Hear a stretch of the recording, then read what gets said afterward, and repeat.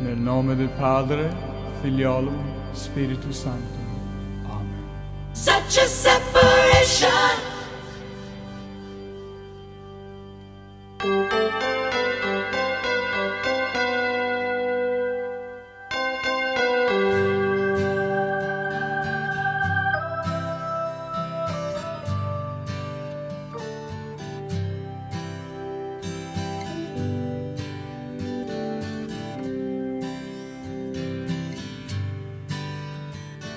Reverend Tony, I appreciate the ask, and I always look forward to gathering my thoughts because it's an opportunity for so many things to have the honor of speaking. A lot of forgiveness lessons, a lot of releasing and surrendering. So I wanted to share with you all today the story of the Remarkably Bright Creatures. It is a debut novel by a bestseller, Shelby Van Pelt. And her story is about her life and her challenges and her relationship with this octopus that is held at an aquarium. It wasn't the type of book one could zip through. It is a story intermittently narrated by a GPO, or a giant Pacific octopus, as they call them, who believes he is imprisoned and trapped in an aquarium tank. The octopus is a bright creature, taking in information and patterns, spending hours a day observing the activities around his tank and beyond. His narration is simple, straightforward, and sometimes philosophic. It is comical, it is tragic, and profound. And I found this story absolutely captivating. I'm still reading it. I started it in August. And I've taken my time with it because it's one of those books you just want to absorb. So Marcellus, or the GPO, begins like this. Day 1299 of my captivity. Darkness suits me. Each evening, I await the click of the overhead lights, leaving only the glow of the main tank. Not perfect, but close enough. Almost darkness, like the middle bottom of the sea. I lived there before I was captured and imprisoned. I cannot remember, yet I can still taste the untamed currents of the cold open water. Darkness runs through my blood. Who am I, you ask? My name is Marcellus. But most humans do not call me that. Typically, they call me that guy. For example, look at that guy. There he is. You can just see his tentacles behind the rock. I am a giant Pacific octopus. I know this from the plaque on the wall beside my enclosure. I know what you're thinking. Yes, I can read. It mentions my intellectual prowess and penchant for cleverness, which for some reason seems a surprise to humans. Octopuses are remarkably bright creatures, it says. It warns the humans of my camouflage, tells them to take care in looking for me in case I've disguised myself to match the sand. The way the octopus speaks like that throughout the book is reminded me so much of the Course, like David Hoffmeister and his penchant for movies and finding analogies of the Course in movies, and Gary Renaud's love for movies as well. It's kind of my love for books and stories in the way that I feel a connection to the Course in Miracles. It's this objective observation that consistently applied lessons and analytically neutral concepts that really drew me in. The Course instructs us to maintain this objectivity and neutrality all day long, to be vigilant. The quote came to mind, listen, learn, and do. And surprisingly enough, just after I was putting my thoughts together, I come upon the Miracle Cafe talk with on October 6th. And I'm like, oh, I love the way communication connects us through a different wavelength. I didn't know about that talk, and yet I was called to expound on the same information. This lesson speaks to our readiness. Miracle mindedness means miracle readiness. And as I was reading this from the list of miracles, the quality of miracles, I was surprised because I thought I was reading this for the first time. Now, I've read the course probably 10, 12 times, and yet I often focus on the doing part because I'm a major doer. You give me a job, I'm going to do it. I'm going to run Relay for Life. I'll be president of this and secretary, and just give it to me.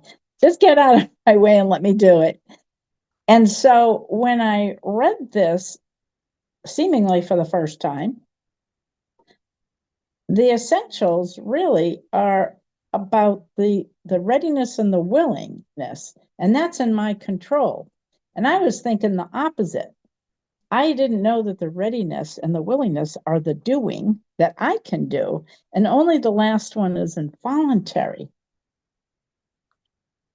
I often would allow the course, I'd use the course to just confirm what I already thought, to conform to my belief system, the things that I like to do or I believe in, or how I see the world or how I see others.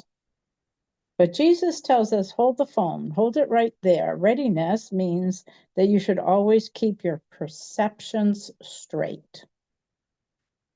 So what does that mean? It means don't misinterpret, don't make stuff up, don't try to make the course fit your belief system. Keep your perceptions straight. Projection makes perception. So my outer world is just that reflection of everything in my inner state. So if I'm seeing the world as a place of conflict, where I'm being robbed of something or I lack something, that is my mindset. So correcting my mindset will correct what I see. Thus, the world I see, it's not an objective reality, but that entire reflection of my thoughts, my beliefs, which is inherently judgmental. It's very limited. So how do we correct perception? So how do we, this idea of keeping our perception straight, that was brand new to me. I don't think I was paying attention because, you run through all the miracle, there's so many of them, you just kind of run through them, but do we ever take the time to sit and really focus on one aspect of miracles? How do we get past the barriers to love's presence? Well, Jesus tells us the first thing is forgiveness. Looking past the limited belief systems and the distortions to truly, truly see all the things that I believe in, my political leaning, my favorite foods, the kind of weather I like, the places I love to go, to see the truth. There's a lot going on. To shift focus from attack and fear to love. So it's pretty instructional. To have vision, to see at last everything in a state of innocence. When you perceive correctly or keep it straight, you heal yourself. You heal others as you accept the truth and offer them to your own. The story that Shelby wrote was really striking to me because she was writing this book for the first time in her book, the character Tova is a grieving widow. She has incurred great loss, and she finds her comfort in this aquarium and her strange relationship with the creatures that are in it. This particular giant octopus is really quite a character as she has drawn him. He has night ops. He basically leaves his aquarium. There's a little space in the back between the pump and the glass, and it's about 2 inches, and he manages to squeeze through it, slide down the glass, And he goes on some little adventures. First of all, he's looking for food because they keep feeding him frozen herring, which he absolutely hates because he's a bottom dweller. And what does he eat? He eats lobsters and scallops and clams, and he has a rich appetite. He loves crabs, and they're feeding him the most disgusting food that he could ever imagine. So he loves sea cucumbers. So he goes out and he looks for food, but he's very careful how much he eats because he doesn't want to set them off and make them suspicious.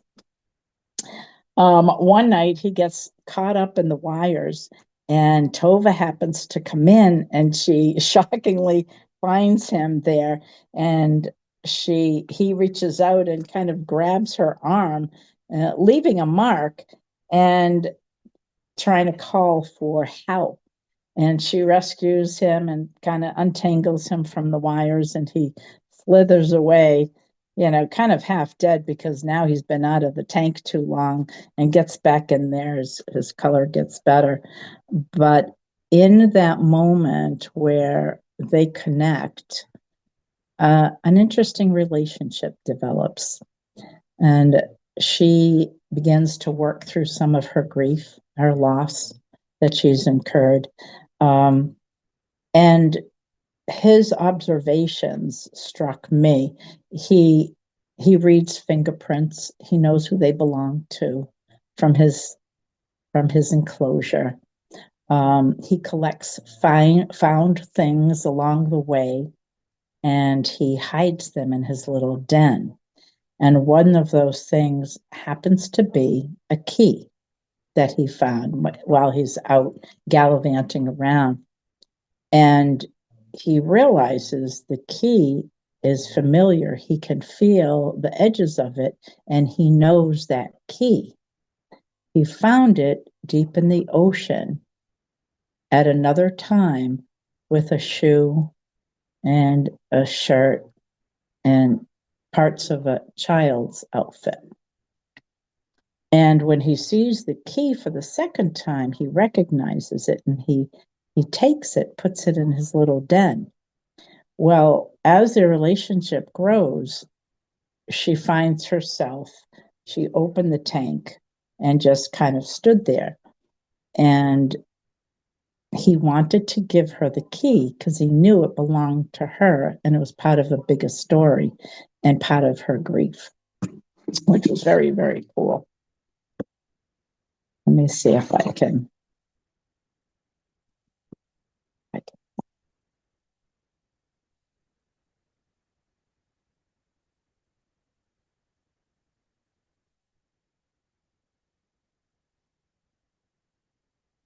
Day 1319 of My Captivity.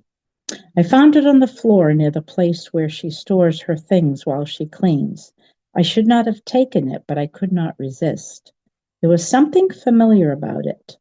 After returning to my tank, I stashed it in my den along with everything else. There is one place, a pocket in the deepest cranny of the hollowed rock that even the most thorough tank cleaners cannot reach. It is there that I bury my treasures. What sort of treasures comprise my collection, you ask? Well, where to begin?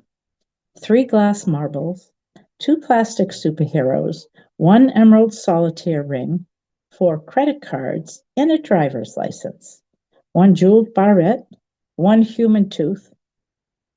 Why that look of disgust? I didn't remove it myself. The former owner wiggled it out on a school trip, then proceeded to lose track of it. What else? Earrings, many single pairs, 3 bracelets, 2 devices for which I do not know the human word. I suppose they are plugs. Humans stick them in the orifices of their young children to quiet them. My collection has expanded considerably over the course of captivity, and I have become choosier. In the early days, I had a great many coins, but they are commonplace, and I no longer pick them up. I have come across many keys over the years. Naturally, keys have come to be the same category as coins. As a general rule, I pass them over. But as I said, this particular key was oddly intriguing, and I knew I must take it, although I did not understand why it was special until later that night. As I ran the tip of my arm over its ridges, I had encountered this key before, or rather, one exactly like it. I suppose in that way, keys are not fingerprints at all. Keys can be copied. I held a copy of this one when I was very young, before my capture. It was attached to a circular ring at the bottom of the sea, nestled within a trove of what could only be described as leftover human. Not bones and flesh, of course, as those never last long, but rather a rubber sneaker sole, a vinyl shoelace, several plastic buttons as from a shirt, swept together under a clump of rock and preserved there. It must belong to the one she mourns. Such are the secrets the sea holds. What I would not give to explore them again. If I could go back in time, I would collect all of it, the sneaker sole, the shoelace, the button, and the twin key, and I would give it all to her. I am sorry for her loss. Returning this key is the least I can do. And so when she leans over the tank, he produces the key and hands it back to her.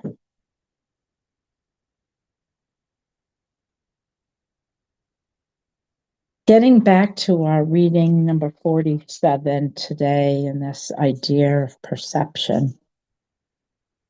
I really thought that the readiness and willing were more of a state, that was an actual doing. But here it is, Jesus tells us this is the voluntary aspect of miracle mindedness. It is the getting ready. It is the learning. It's not making excuses. Decide for God. Align with Jesus.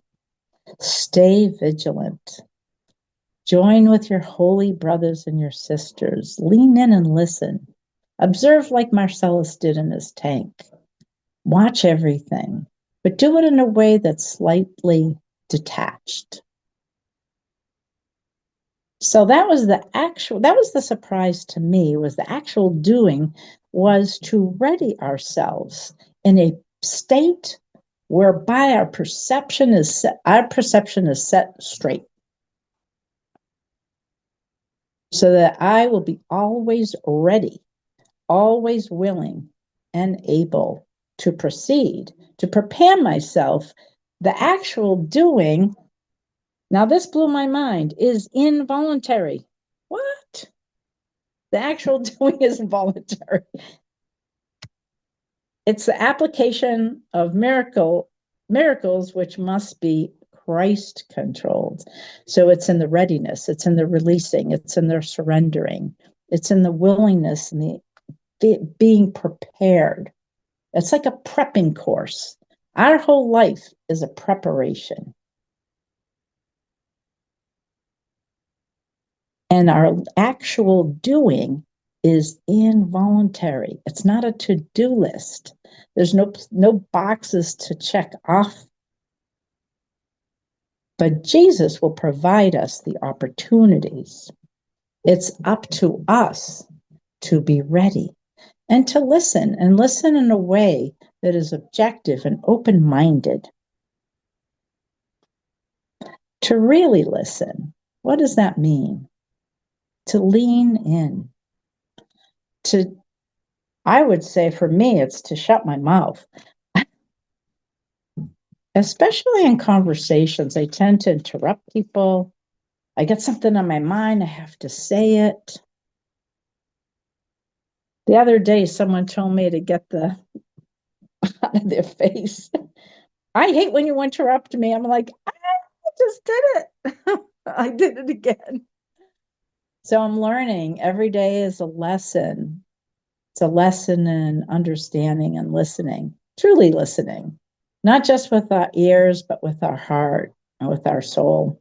And so Marcellus taught me a really good lesson. This author was incredible. I'm not going to tell you how it ends, or that's actually only half the book that I've read, because I don't want to spoil it. I hope that you'll buy the book. It's really a lovely, simple story that has a lot of philosophic moments, a lot of great analogies. and is a wonderful way to prepare us. It's like a little prep course in listening and observing, as seen through the eyes of an innocent. And the octopus does gather some memories and information, but doesn't always complicate it. That's the trick. He simply observes it. He may make a deduction, but even in his deduction, sometimes it's even misunderstood because he doesn't quite get humans. He thinks they're a little bit strange, and that they overdo. They overcomplicate the simplicity.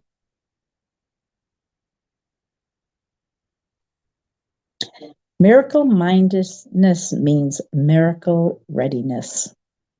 So I urge you to go forth this week and practice listening.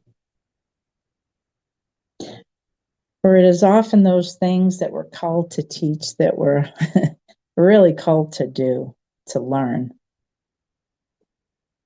And only the last is involuntary because it is the application of miracles, Christ-controlled. So today we hand over control to Christ. We put him in the driver's seat and we take the passenger seat or the back seat. And we allow Christ to guide us, to reinterpret what we think we know. And thank you for your time. Amen. Nel nome del Padre, Figliolo, Spirito Santo. Amen. Such a separation.